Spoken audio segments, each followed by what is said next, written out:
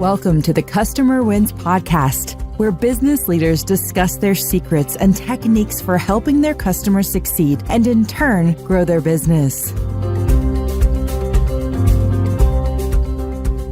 Hi, I'm Rich Walker, the host of The Customer Wins, where I talk to business leaders about how they help their customers win and how their focus on customer experience leads to growth.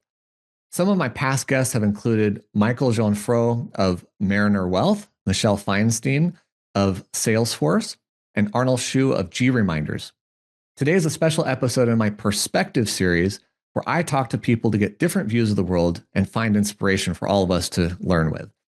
Today I'm speaking with Ben Wiener of Jump Speed Ventures, also the author of the book Fever Pitch. And today's episode is brought to you by Quick, the leader in enterprise forms processing. When your business relies upon processing forms, don't waste your team's valuable time manually reviewing the forms. Instead, get Quick. Using Quick, you'll be able to generate completed forms and get back clean, context-rich data that reduces manual reviews to only 1 out of 1,000 submissions. Visit quickforms.com to get started. Now, before I introduce today's guest, I want to give a big thank you to Kyle Gray of the Story Engine. He was also a prior guest on my show, so go check out his episode and check out Kyle's website at thestoryengine.co to learn how to tell your story better. All right, my guest, Ben Wiener, is a venture capitalist and managing partner at Jump Speed Ventures. He's invested in dozens of startups and is a lecturer on startup presentation and strategy, author of fiction thrillers Murder at First Principles and the #1 Amazon bestseller, Fever Pitch. Ben brings business strategy concepts and principles to life through storytelling and makes investment education both enlightening and entertaining. Ben, welcome to The Customer Wins. Thank you so much for having me. I appreciate it. Yeah, I'm excited to hear some of the stories here. So for those who haven't heard this podcast before, I love to talk to business leaders about what they're doing to help their customers win, how they built and deliver a great customer experience, and the challenges to growing their own company. So Ben, I want to understand what you're doing a lot better here, because you have both the venture capital and the books that you're writing. So how are you helping people? Yeah, so the writing is really where I'm trying to be most helpful. In my fund, I invest very locally, but my writing is meant for the global audience. And there I'm trying to share like the very few things that I think I figured out in this world of startups and entrepreneurship, and in an entertaining and fun, but also deeply serious educational way, like spread the gospel of the few things that I figured out. And those are the 2 books that you mentioned. They were both, way more work than, I thought would be when I started doing them. They were incredibly fun to write. And Fever Pitch, like you said, has hit #1 on Amazon and has definitely exceeded my expectations. And I'm really grateful to everyone who has enjoyed it. And more importantly, I'm very, grateful that people have found it helpful and useful in their professional lives to help them, grow their startup companies. So I think that's the way that I'm trying to be helpful in general, helpful on the show, and kind of spread the knowledge that I think I've gathered over a couple of years of deeply researching some wonky stuff in the entrepreneurship space. There's definitely some wonky stuff with us entrepreneurs. Now, I love that you want to share with the world, because you spend your career with the hard knocks, all these lessons that you learn. And most of the people that you're helping don't go through the rigor that you've gone through. They do it once, twice, 3 times maybe. First of all, just a point of clarity for anybody listening, Jump Speed Ventures, if I recall correctly, is, you said locally invested. Can you just describe that better for everybody? Well, I'm based very far away. Clearly, I'm an American, like you could tell from my accent, but I live very, very far away in the Middle East, in Jerusalem, Israel, where we moved about 27 years ago, my wife and I. And I invest only in one city, which is Jerusalem, which is the capital of Israel, which is the startup nation. And there's just a ton of entrepreneurial activity in this little tiny country. Under focused in the capital, most of the action is in Tel Aviv, in the center of the country. So I've kind of captured this local ecosystem. And that's probably not going to be directly relevant to a lot of people listening. However, a lot of what I've learned, I've put into this writing, which I think is relevant for anybody around the world. And my audience for the book, or for the books, is primarily the US, North American audience. And that's where the books take place. Murder at First Principles takes place in Silicon Valley. fever pitch takes place in New Jersey. And those storylines, I think, will be more, recognizable or relevant to your audience.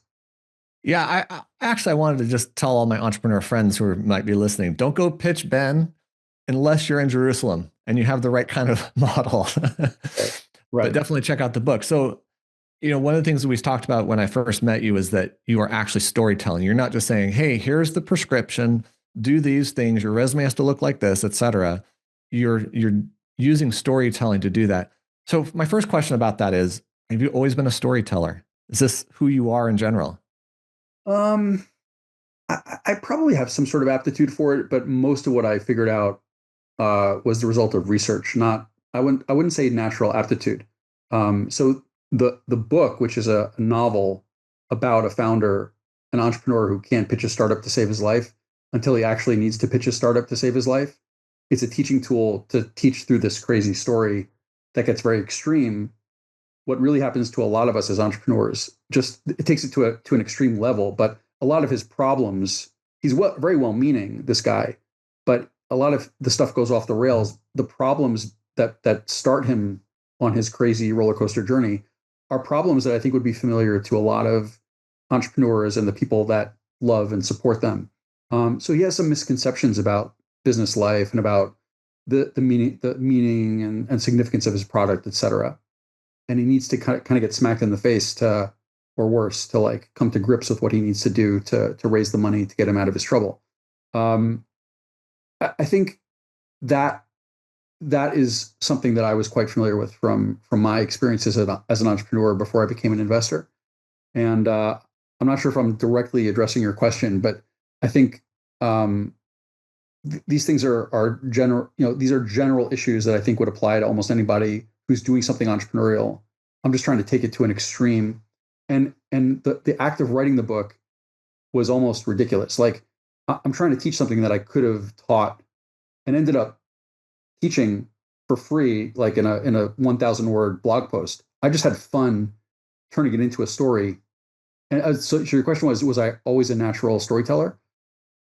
I think I had some teachers, that when I was young, that inspired me to be creative, and that kind of propelled me to like to, be creative in writing or in, storytelling.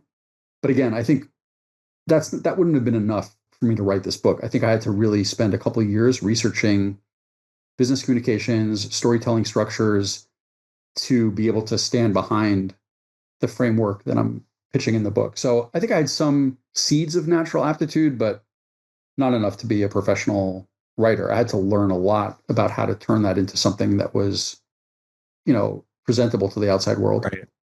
I ask because I've struggled as a storyteller through my life. I have the gift of few words. Yeah. And I've had, I remember in my 20s and early 30s, I would just say things in the most concise, precise way possible, in as few words as possible. And I was trying to learn storytelling because I understood that we communicate better through stories and feelings and emotions that go with those stories. So that's been one of my own struggles in life. And I love the books that are more parables or storytelling, like The Richest Man in Babylon or The Go-Giver is one of my favorite books. Right. What books inspired your writing style, do you think? Oh, there are definitely a few. One of the books that inspired me early on to take a shot at doing this is a book called The Goal by Professor Ellie Goldratt, who, of all things, was like an expert in manufacturing and constraint theory and like how to run a factory, which is probably like one of the most dry, boring topics like in the world. And I think he understood that in the 80s, 70s, or 80s when he was writing. So he had this theory about how to run a factory properly. And instead of just writing a textbook, he wrote a novel that is not, it's not an incredibly, it's not going to win a Pulitzer Prize, but he was teaching a story about a guy who had a job running a factory, and things start to fall apart.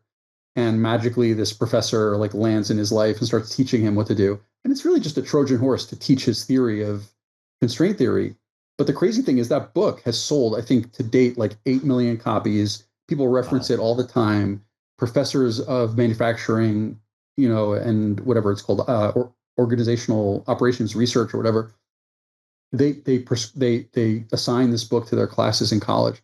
So I thought, well, if Goldratt could write a book that was like on the scale of 1 to 100, if Hemingway is 100 and Goldratt was 50, if I could get to like 75 with my story, if I could be somewhere between Goldratt and Hemingway, then it was worth taking a shot. So I think I probably spent more time than he did on researching novel writing and story structure and technique. And I tried to put together a book that would be fun, not just for entrepreneurs to read, but for their spouses or for their family members or for their coworkers, that would hold together as like a fun read. And I think one of the best endorsements that I got on the book cover, aside from the fact that Guy Kawasaki wrote the foreword, which we can talk about, which is completely insane, that I got him to agree to write the foreword, or that he offered to do that. I had no relationship with him. Like, it was insane that he read the manuscript and wrote the foreword. Well, how did you get it? I sent it to him. I cold emailed him. You just tried. Yeah, I don't recommend ever cold emailing famous people, but I thought I had nothing to lose. I knew that he was a generous person, and I knew that he loved like teaching and helping. And I reference him in the book. Like his name comes up in the book. Ironically, the character tries Kawasaki's famous 10-20-30 pitching structure, and frankly, it doesn't work. And I improve on it with my framework. I sent the manuscript to Kawasaki, like with an email saying, "You have no idea who I am. I'm a serious person. I wrote a very not serious yet serious book. You're referenced in it. And I deeply admire your 10-20-30 rule. I've used it for a long time in my life. But," it was very clear, like, "but I've tweaked it, like I've added to it. And if you're open to considering what I did to your structure, I would love for you to read the manuscript." And he very graciously, like, he wrote, kind of neutral, like, "Okay, send it over, I'll take a look," which was cool that he even responded. Yeah. And sent it over. And then like 3 days later, I got an email from him that basically started off like, "Oh my God, this is hysterical. Here's the foreword to your book. Please publish it." And that was incredibly gratifying. Like I could not be more grateful to him for doing that. And it clearly added credibility to the book. But on the back of the book, what I was trying to say is possibly even more interesting than that is on the back of the book, somebody I know who's a professor at Harvard Business School and a venture capitalist wrote an endorsement to the book saying, "I'm not sure whether I should read this book at the beach or teach it in my entrepreneurship class at Harvard Business School." And the answer is both. Like, it holds together as a beach reading book, but it's a very, helpful teaching tool, like for entrepreneurs who are seriously trying to like survive and grow their businesses. So I was trying to hit that double purpose, like fun, but also enlightening. And so far, the reactions have been pretty good. No, that's gold, man. That is amazing. Like I said, my favorite books are parables. And even though I've published 2 books, I don't have that writing style. I haven't done the research you've done, the practice you've done to try to learn that skill to tell a better story. And I feel like if I ever republish my first book's called It's My Life. I Can Change If I Want to. It's a 4-step method of how to change yourself from within. And the methodology is very, very powerful. I've helped a lot of people. It's helped me, but I don't know that I've told it in such a way that everybody's going to be like, "Yeah, I want to read this more and get it." So it's very inspiring what you've done, Ben. Yeah, I would just say, by the way, I would add, like, you mentioned the word storytelling a couple of times, and I like to really, stress that in some parts of our culture, storytelling has like a little bit of a negative angle. Like, "Oh, you're telling a story," Sure. implies sometimes that you're making something up or that you're spinning a yarn or whatever. And it's very, very important to me. And what I'm trying to teach in the framework is it's critical in my approach to be incredibly truthful when you're trying to certainly like raise money for your startup or something like that. I am never advocating storytelling as like a fiction, which is Mhm. ironic because I'm teaching through a fictional story that I made up. But it's a very serious message saying, and what this protagonist has to learn in the story is that he's got to be completely truthful about what he has, but there's a way to structure that perfectly 100% truthful case in a way that resonates with investors. It's not about manipulation. It's not about being an incredible orator or a manipulative, dynamic speaker. This guy's he's an academic, he's a chemist. He's like least likely to win over a crowd. And so I'm trying to say that you can be that kind of person who is incredibly truthful, not a dynamic speaker, but if your content is structured right, it has the potential to strike into the heart of even a skeptical, listener. So I'm really advocating storytelling in a truthful sense, like storytelling as a structure. We have an evolutionarily developed brain that responds to stories about the future that are presented in a certain way. And I'm trying to say, if you're an entrepreneur or in business, we tell these stories in our regular life, and in the books we read and the movies we watch, they all adhere to these structures. I'm just trying to take those structures that have been in existence since the beginning of human history and translate that into the specific context of an entrepreneur trying to tell his or her story or raise money from a bozo like me. There's a structure, there's an optimal way to do that that's going to give you a better chance. And we've just taken these things from other parts of culture. I'm really glad that you're talking about this, because look, I'm going to qualify my statement by saying I have not personally had to raise capital in my company. For 23 years, we've been bootstrapped, but I've been around it and I've seen it. And I feel like there's this inherent fear that somebody is not going to love my baby as much as I love my baby, or they won't see it for its merits. And so, and there's another part to this, which is we tend to see the people who are best at selling, storytelling, as the ones who win. So if I have to just go up in front of you and pitch what I do on its merits, I feel like there's a lot of risk in that versus if I can story tell. And you're saying be truthful. Yeah, I'm saying that we misconstrue who the hero is in the story. And, I'm going back to Joseph Campbell and the famous book, Hero with a Thousand Faces. And he was the one, Professor Joseph Campbell in the 1900s came up with this understanding of human society that we from the caveman and cavewoman, era, we've constructed these stories and myths according to a certain structure, and those structures appear everywhere. Books, movies. George Lucas was sitting with that book, with Campbell's book, when he was writing The Empire Strikes Back. He was like mapping the characters to that story. So what I'm saying is, this is the way we're evolved to understand new information, to process new information and react to it. The the the trick is just to port those structures into business speak. And a lot of people think that when they get up on stage or they're in a meeting, that it's about them. And when I'm saying, no, the hero of your story is not you. The hero of the story is your product. Put your product on the table or in the conversation and say, here's what caused my heroic product to come into existence. I'm the one who happened to bring it into existence, but I'm just like facilitating this thing coming into the world. And you put the focus on the heroism of your new solution that you're bringing to the world. So it's not about you, the entrepreneur, even though of course it is, but it's not it's not about telling your story. It's about telling your product story in a way that resonates with the investor. And I think a lot of entrepreneurs fall into the trap of feeling very self-conscious, like, oh, what if they don't trust me? I'm like, no, let them trust your product. Talk to them about why this thing is needed in the world, and let them fall in love with your product and then fall in love with you, rather than, vice versa. Take the focus off yourself and make it about this thing that you're bringing into the world. And that makes it a little bit easier to digest for people that are a little bit uncomfortable with public speaking or putting themselves in the center, which is totally understandable. Like, a lot of us get nervous about that.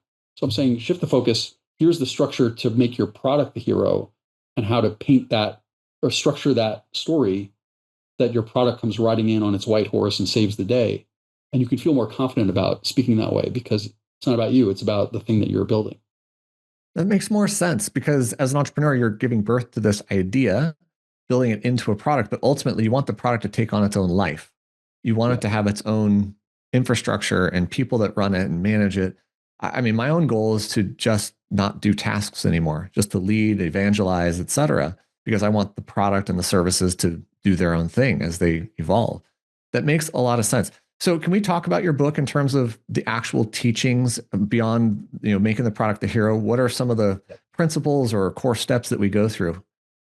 Sure. So the crux of the book is around this revolution that happens deep in the book. I'm not going to give away the ending, because there's still a twist at the ending, but you can imagine that, if I set it up this way, where there's this protagonist who gets into big trouble with his startup, and he's an academic, and he's sort of thrust into this life as a founder, trying to raise money for his startup because he has to, and everything starts to fall apart, and the mafia is chasing him, and his wife is, leaving him, and his co-founder is like, furious at him. So it's all a mechanism to introduce this revelation that he has deep in the book of the 5 pieces of his startup pitch that he needs to reframe. And what I'm saying is, like in jujitsu or Kyoshu jitsu, like these are the 5 pressure points that you need to activate in the investor's mind in order to get them to engage with your pitch. So he, and conveniently they fit into a 5-letter acronym, which is H.E.A.R.T. So it's the heart of the perfect pitch. That's the framework that the book is set up to introduce. But obviously the book has a lot of other learnings in it, and it's a lot of fun. I don't need people to buy the book. Like, I'm happy when people do, but I've given away that framework for free. It's on the web. You can go to the website and just download it and use it. You don't have to buy my book to get smart. You can just get it for free. The book is a fun way to teach it. But so the framework is introduced deeper into the book. And then the question is he going to have enough time? Are things just too far gone for him to be able to use it? Or is he just, going to die basically?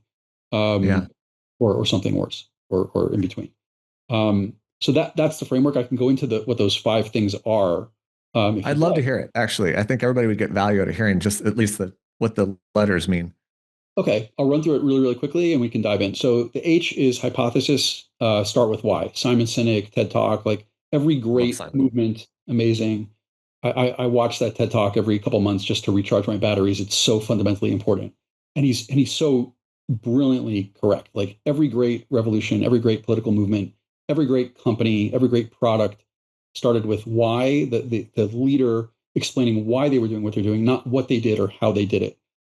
So too in our pitches for business, any new idea, any innovative idea, you got to start off with not your vision statement, not your mission statement, your belief statement. Hi, my name is Ben. I believe strongly that the startup pitch is broken, and somebody needed to write a book to explain, how to do it better. So I've thrown down the gauntlet. Now you either believe me or you don't. You either agree with me or but at least you're hopefully open-minded to like listening a little more. You at least understand where I stand and what I'm trying to evangelize about. That's number 1. So that's H, hypothesis, start with why. E, enormous stakes. There's a lot at stake. So in our hero's journey, I'm setting up, right, the introduction of our heroic product coming He's going to fail. He's going to lose his marriage, all his money, right? That's a lot at stake for him. You need to pay attention because there's a lot at stake. So, hi, my name is Ben. I believe the startup pitch is broken. There are hundreds of thousands of entrepreneurs trying to raise money every year from bozos like me who are failing because their pitch is improperly structured. Not because they have a bad idea, but because they can't tell the story straight and they're not connecting with the right person. There's billions of dollars at stake. Yeah. A, the alternatives are terrible. The alternatives are grossly inadequate. So for some reason, there's not like a clear solution for this problem or opportunity in the market. And we can just survey what those current alternatives are and why they all stink. And that has set the stage. Like at this point, the person listening is like begging, okay, like save us. Like the damsel's in distress. The train is coming. She's tied to the tracks. We don't have a scissors or a knife or anything to cut her free. Like, please, save us. And then the R is the radically differentiated, paradigm shifting, game changing solution. Not just a better alternative. That's not good enough, but just the hero comes riding in on his white horse, cuts the ropes, and she's freed. And we couldn't have done that without the hero. So it's the differentiation is the key. The focus on better is not good enough. Optimize is not good enough. We just have a radically different way of doing this. We look at the world a different way.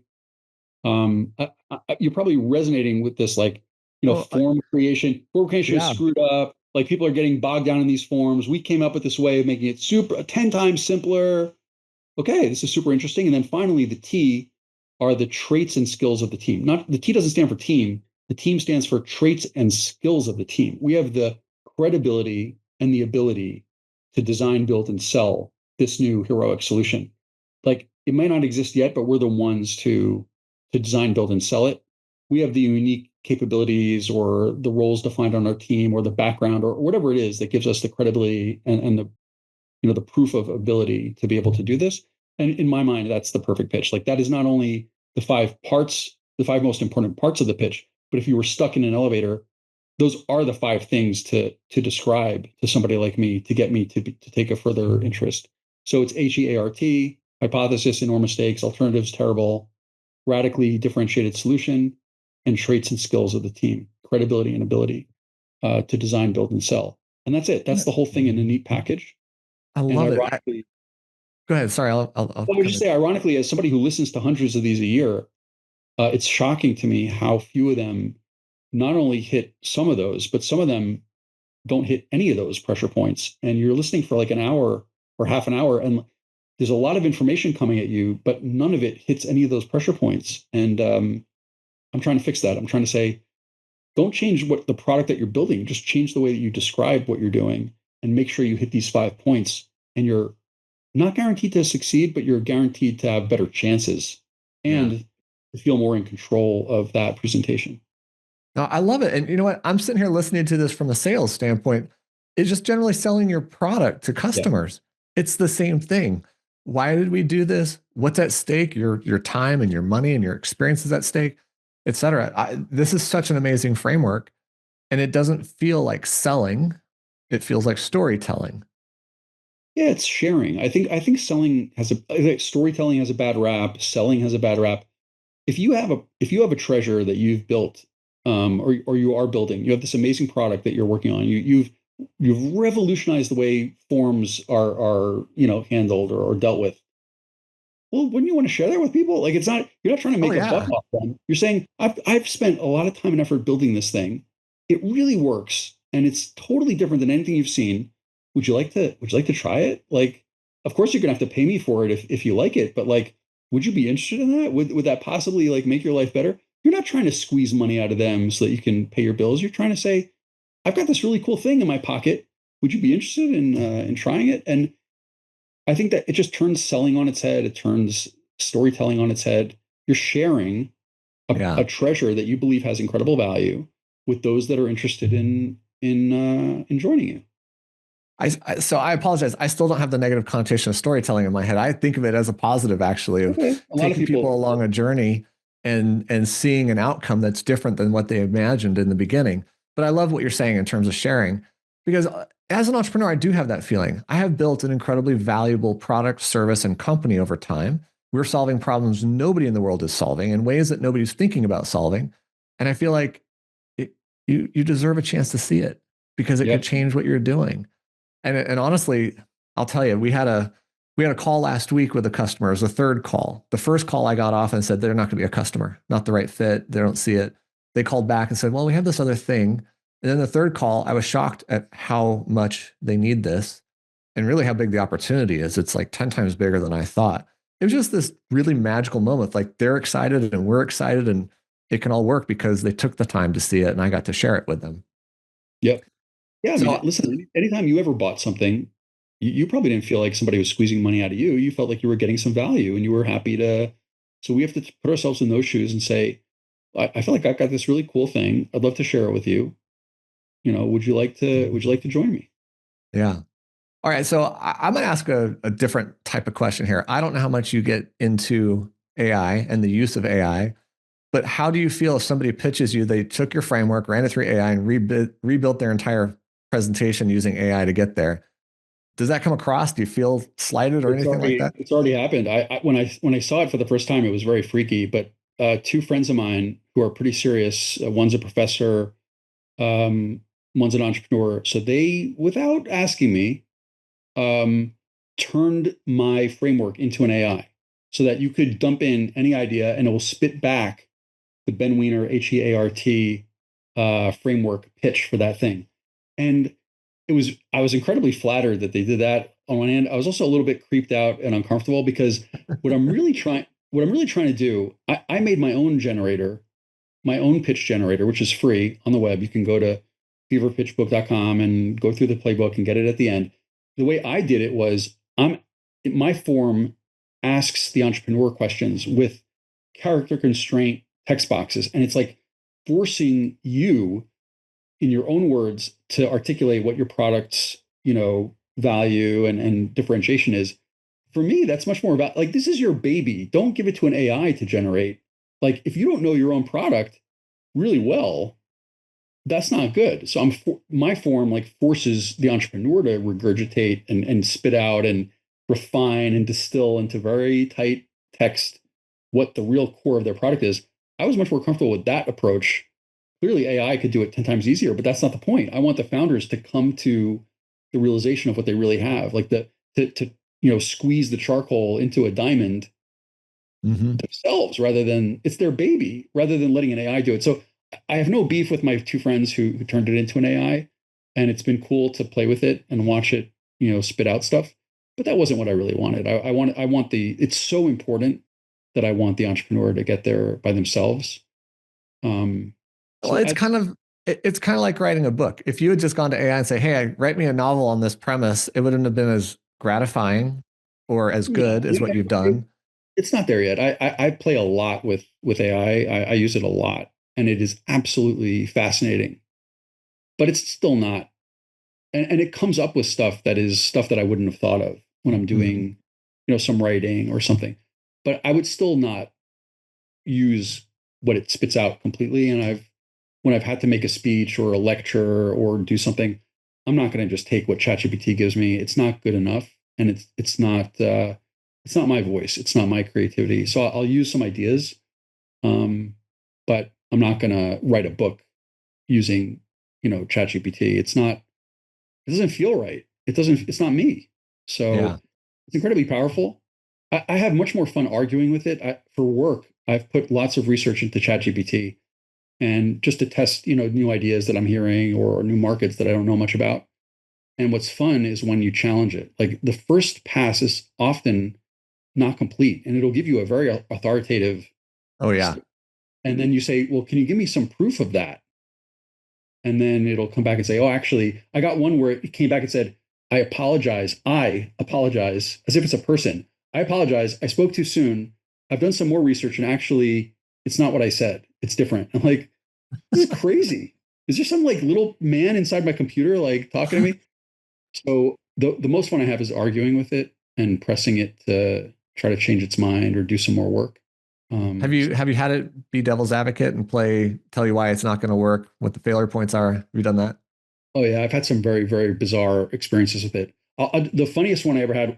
I do a lecture on this topic a lot, and so I redid my lectures with cartoons from ChatGPT. So I'm the character in the comic book, and it just spits out a little picture for each slide that I'm trying to describe. And in one of the slides, it's basically a venture capitalist. I'm trying to just explain how a VC fund lasts for 10 years, and I'm 3 years into my fund. So I said, draw a picture of me sitting at a desk with a wall chart that has the years 2014 through 2024, with the years 2014, 2015, and 2016 crossed out. So it just kept trying to do it. And it had like the most bizarre outcomes. It had like 2022, 2022, 2022, 2024. It gave me 8 years. It gave me doubles of the same year. It crossed out 17 different. It was bizarre. So, and I started to get upset, and I started to type in just for fun, like, what's the matter with you? Like, what did I, are you insane? Like, and it writes back, I'm deeply sorry. I see that I didn't follow your instructions. I'm going to try again. It was like arguing with a stubborn intern who had like a couple screws loose.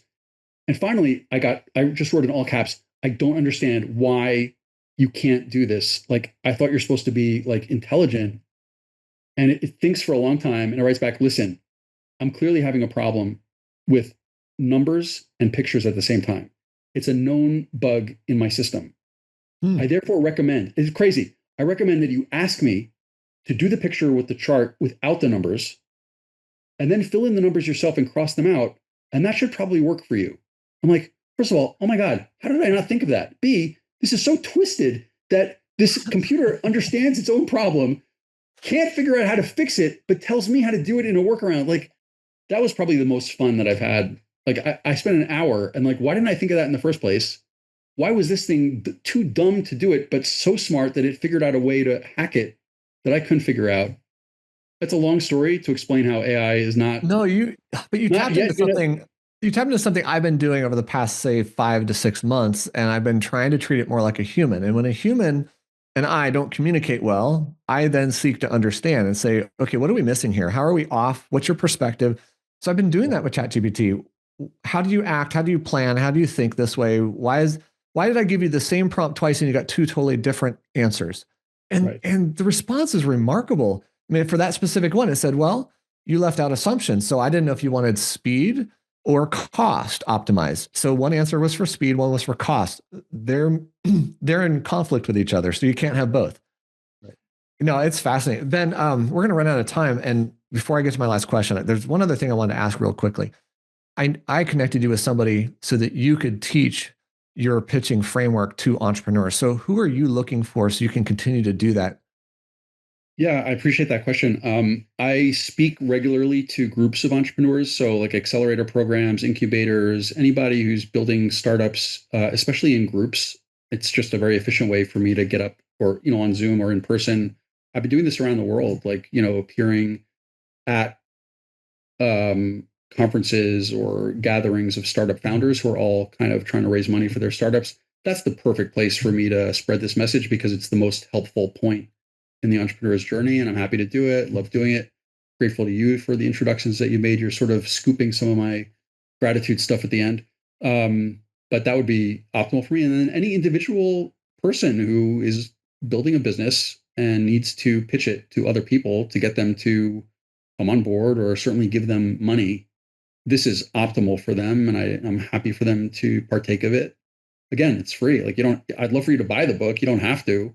You could just go to the website and download the playbook and the free pitch generator. The point is for me to give back to the industry that's been amazing to me and to teach this one or two things that I think I figured out that could be helpful. Nice. Okay, so what's the best way for people to find and connect with you then? So the best way to get the material is at feverpitchbook.com, and you can find out information about the book itself. But you can also take a right-hand turn at that webpage and go straight into the free playbook, which is, we give you the slides that you need for your presentation. We give you interactive annotated notes on each slide to explain like what kind of stuff should go on those slides, what should not go on those slides, why it's important, some other information. And then at the end, we have this pitch generator that's free also, plus some other resources and links. So there's a lot of material in there that should be useful for entrepreneurs. And of course, the book is, fun and was a fun thing to do. And so far has incredible reviews and accolades. And I'd be happy for anybody else to enjoy it. Awesome. All right. So my last question is always one of my favorite ones because we just changed the whole conversation around. So my last question, who has had the biggest impact on your leadership style and how you approach your role today? Yeah. So I'll do it a little bit. I watched a couple of your episodes, so I know you asked that question. I would shift it. Of course, there are some people that have had massive impact on me. What I'd like to share with the audience is that, and I dedicated my book to these other people. I dedicated the book to my unknown mentors. Like you can learn from anybody. And some of the stuff that's become so impactful to me was stuff that I learned from people that I've never met. Authors, musicians, like you can learn stuff from everyone. And if your antenna are up and you're in learning mode, some of the most important, impactful things that have affected the trajectory of my career were things that I learned from people like, it was cool that I got to connect with Guy Kawasaki, but Kawasaki had an impact on me 15 years ago when I read his stuff. Like it changed the way that I presented. So I dedicated the book to these people who they don't even realize that they touched me because they don't know who I am. But I've never met them, but I can cite to you, with notes like I learned this from this person, and they became building blocks for my career. So I think it's less an individual person and more a concept of your mentors can be people that you've never met, and some of your most important mentors can be people that you've never physically interacted with, but taught you something through their writing or through their content that had a big impact on you. And I consider those people my mentors as well. I love that answer. I do, because I have so many of those myself. And I don't even know who I would name in this question if I'm asked it because of this same thing. Yeah, there's so much. All right, I better wrap this up. I would love to keep talking to you. So I want to give a big thank you to Ben Wiener, managing partner at Jump Speed Ventures and the author of Fever Pitch, for being on this episode of The Customer Wins. Go check out Ben's website at feverpitchbook.com. And don't forget to check out Quick at quickforms.com, where we make processing forms easier. I hope you've enjoyed this discussion. We'll click the like button, share this with someone, and subscribe to our channels for future episodes of The Customer Wins. Ben, thank you so much for joining me today. Thank you. Thanks for having me. And first of all, I'm grateful to you I'm grateful to Kyle for introducing us. You mentioned it before, and I'm grateful to you for introducing me to some other people. So let's keep it going and keep helping each other. Thanks for listening to the Customer Wins podcast. We'll see you again next time, and be sure to click subscribe to get future episodes.